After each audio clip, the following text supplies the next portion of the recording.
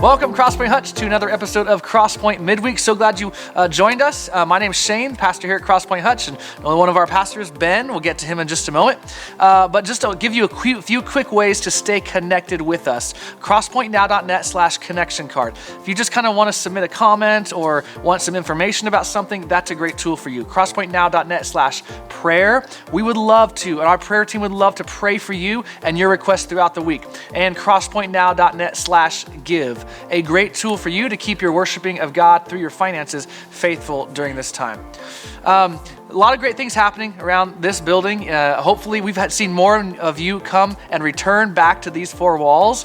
But I thought we'd bring in Ben for just a moment. Ben's our group community life pastor who helps our groups that form around here, our grow groups and Bible studies and all the things that help us form as a community in the gospel. And so summertime's a little weird, right? So vacations and school's out of session, there's camps and all these kind of things. I know for us, our groups kind of take a little bit of a pause during the summer, just like our lives do, right? You go on vacations a little more throughout the summer, your kids take a break for the summer, and so our groups kind of follow suit. And so a couple questions I want to ask Ben, and really want you to engage with this and figure out how you can continue your walk with Christ in community with one another. So Ben, if someone watching in has been a part of groups, let's say this last spring session, and they're part of a great group, and then they stopped meeting regularly, last month or so, what's something that they can do to help stay connected with the friends they've made in that group? Yeah, that's a great question. So there's three things that we typically recommend within our groups. So if you're a part of a group now, then you realize that there's probably a lot of things that you assume about your group. You assume that people are super, super busy and that they don't have enough time to meet. You assume that they have vacations planned and that they're going to be gone a lot, which in some cases that's probably true. But in most cases, all you got to do is just ask. When you build biblical friendships within these groups, what often happens is you start to become friends with people. And when you totally disconnect, there's just a natural occurrence of the fact that you're going to start to drift away a bit from those people. And you could possibly, not always true, but sometimes you can start drifting away from God too. So I highly recommend that if you were involved in a group this last semester, just ask. And it doesn't have to be the whole group. If you had a connection with someone in particular, maybe Shane and I are friends, right? No, not really. Then all I got to do is just ask, hey, Shane, let's go to coffee one day. Let's go grab lunch one day, right? And the second thing in that regard is just put it on the calendar.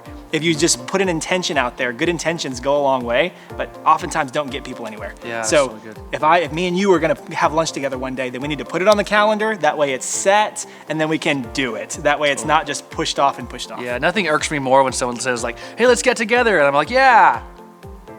And that's it. And then that's it. You'd be intentional. Like say, all right, when's a good date for you? Right. Put it on the calendar. That's good. Now, what if someone watching in has not been part of a group, maybe for a long time or never, and they're like, I would like to do something more than just come to church, and I want to make at least some friends. Now, grow groups start back up in September in the fall, but we're in June, so they got a couple months till then. Yeah. What would you suggest for someone? One thing you could suggest to someone who just wants to take one little step into building a little bit of community around them? Sure. So the first thing that I would say is what we tend to see throughout the summer is people get very, very spotty as far as when they come to church. So my first recommendation is be consistent. Make this a part of your routine, because the more often you come here, the more you're going to see people that you recognize, the more you're going to start to build those relationships. Now, again, you can only go so far on the weekend services as far as building relationships with people, but it's got to start somewhere. That's a start. That's good. Yes. Yeah. So number one, be consistent. Number two is, here's the thing, you can join a serve team. Now, I think one of the things that a lot of people don't realize is our leaders within our divisions here at the church, we try and put people on the same teams on a consistent basis. What that does is that allows you to start building relationships with people that you're serving with. Now, another thing that I think we don't talk about a whole lot is some of our serve teams even hold events together.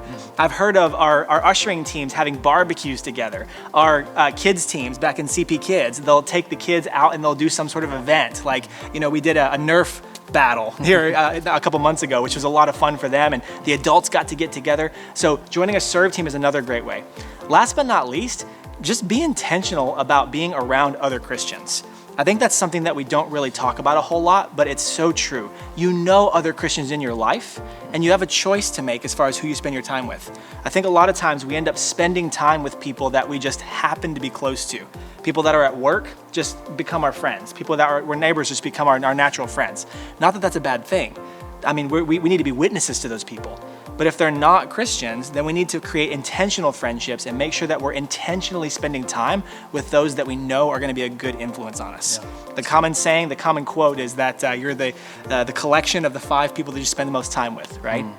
Well, there's a quote from Charles Spurgeon where he talks about the fact that in the Bible, oftentimes Christians are not compared to bears or lions. We're compared to sheep. And that's not in a derogatory way. That's because we're meant to live together. We're meant to be around each other. And of course, we're meant to be dependent on Christ. That's good. That's good. So, man, I hope you'll take some opportunities and be intentional, like Ben said. Be intentional about who you're hanging out with and what you do during the summer with some of your friends here at CrossPoint. And then do be looking out. In a couple months, you'll hear a lot about grow groups. Let me just encourage you, just get in a grow group. If you've never done it, just bite the bullet and say, I'm going to do it. So make that vow now. So I'm going to be in a grow group starting in the fall, and you'll hear a lot about that in the next couple months, okay? Well, let me introduce you to a song we do here at CrossPoint Hutch, just to give you a little insight what happens here in these 4 walls on a weekend.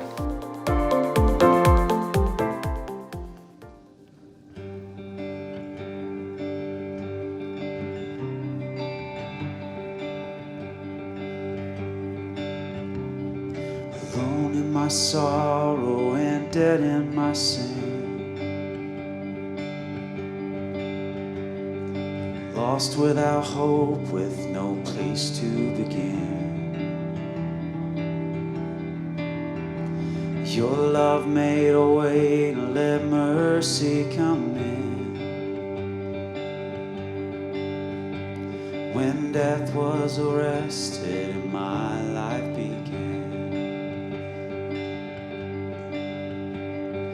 ash was redeemed, only beauty remained.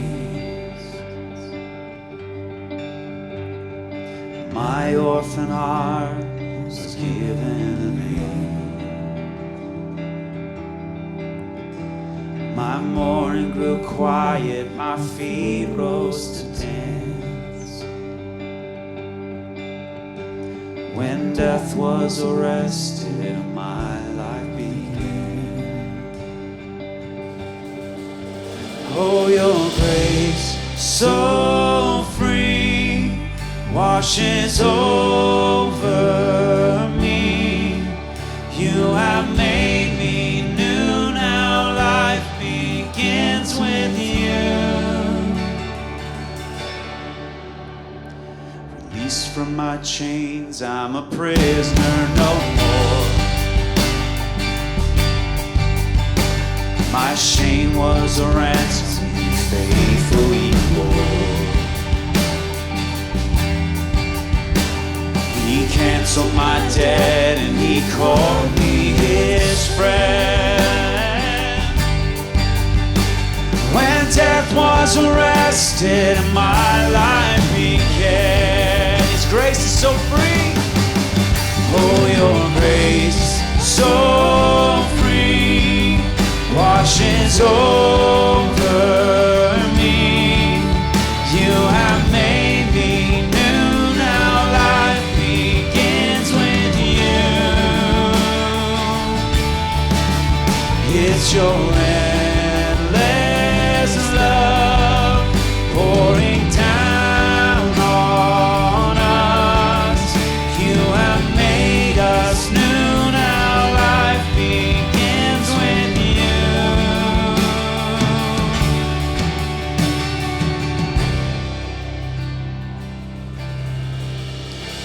Our Savior displayed on a criminal's cross.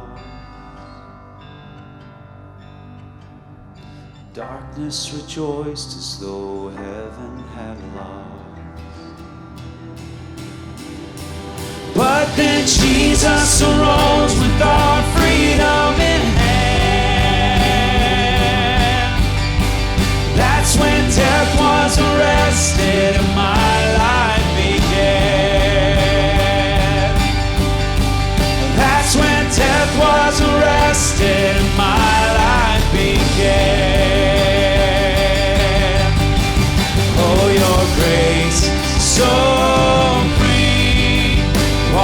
is over me.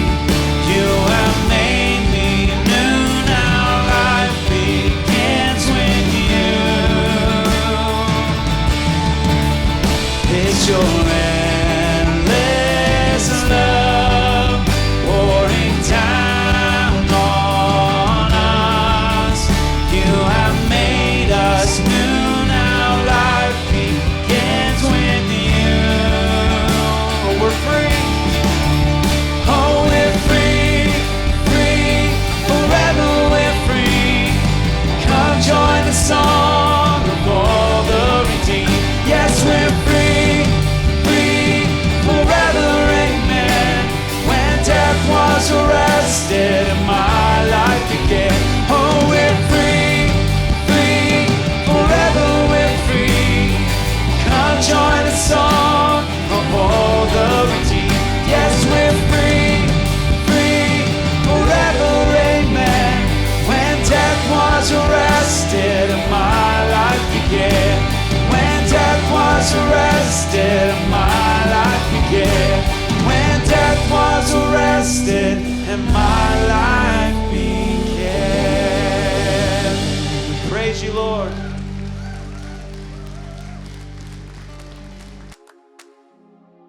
I hope that when you see things like this, you hear Ben and I talking, you hear a song we do here inside this building, that it builds something inside of you, an excitement to come gather again with God's people.